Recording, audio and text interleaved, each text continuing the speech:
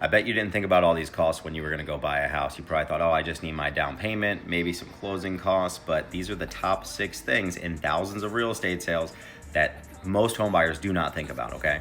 Number 1 is just the cost of the home inspection itself. That inspection can be anywhere from $450 to $1,000, depending on how big the size of the house is. I'd say on average, most of the time we see about $450 to $500. But then you also have radon testing. Here in Maryland, most of the time you do want to get that tested, and that's just testing for harmful or hazardous gases that come out of the ground.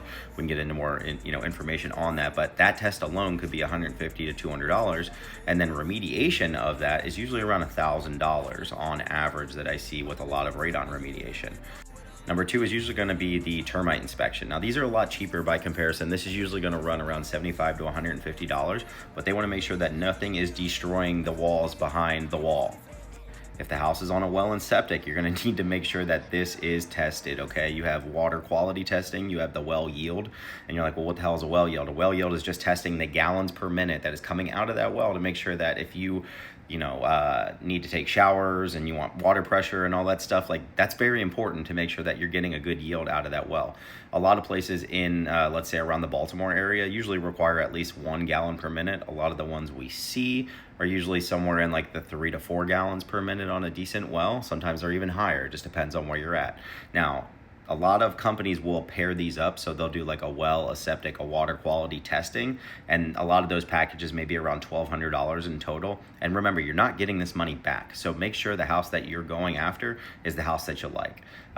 Again, we're going to see the septic inspection coming up, and with the septic, again, that's going to be usually around $350 to $500 depending. And why it's super important to get this tested is we had one where my seller had it pumped, cleaned out, right? A few months before this home inspection was done, after they put the house for sale, and it started backing up shit into their basement. So there was a crack in the line. It was a whole thing. It ruined, I think it was about $20,000 worth of damage on a brand new finished basement. So that's something you want to get ahead of, okay?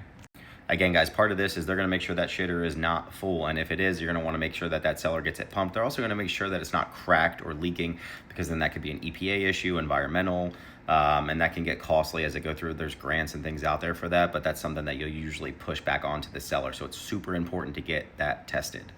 You're also going to have your appraisal, okay? Someone's going to go out there from the bank that they send out, usually a third-party service, where they're going to go out and they're going to assess the value of the house. If you're doing an FHA or a VA loan, they're also going to start looking like, let's say there's like peeling paint all over the place, there's cracked windows, step differentials, too big of a gap in between like a railing or something like that, then they may flag that, and that's up to you at that point in time to ask the seller to fix it, but know that if it's not fixed, they're not going to finance the loan.